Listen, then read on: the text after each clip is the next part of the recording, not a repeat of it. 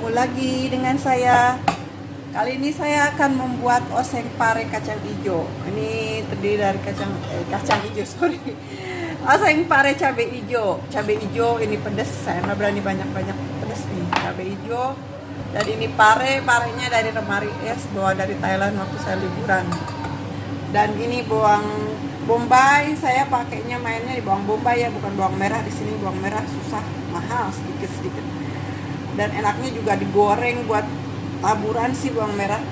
Bawang bombay lebih enak, bawang bombay setengah, siung, laos, bawang putih, dan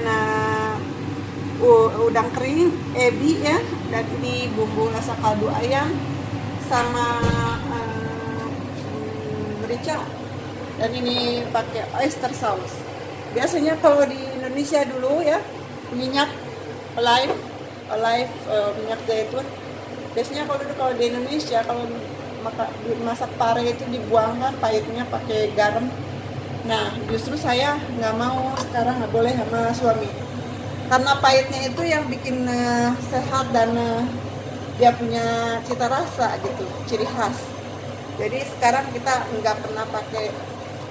Dulu lagi di Indo kalau saya masak pare itu pakai direbus dulu pakai garam, udah gitu pakai kecap yang banyak. Jadi nggak ada lagi pahit-pahitnya tuh.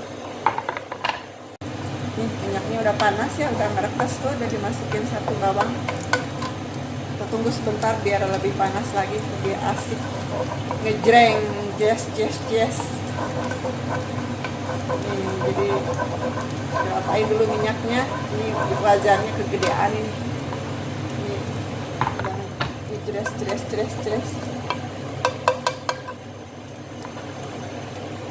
kita masukin bumbu-bumbunya. Ini satu tangan, kameranya masih pakai kamera tangan. Satu tangan, saya satu tangan pegang kamera.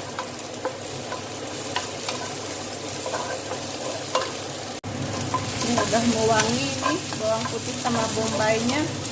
Baru kita masukin pare dulu ya, dia soalnya lagi ini berair ini dari lemari es, jadi harus agak dikeringin dulu parenya.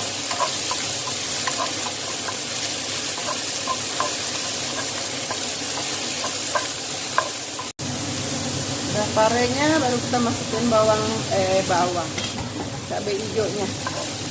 Cabai hijaunya juga praktis, nggak ada yang aneh, cuman ini nggak dihilangin saja pahitnya. Kombinasinya sama udang ebi, bukan udang biasa.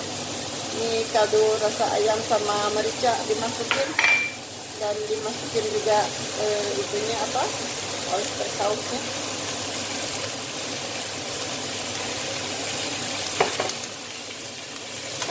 Jadi ini benar-benar pahit ya, tapi ini emang pahitnya pahit enak, kalau dimakan sama nasi jadi nikmat.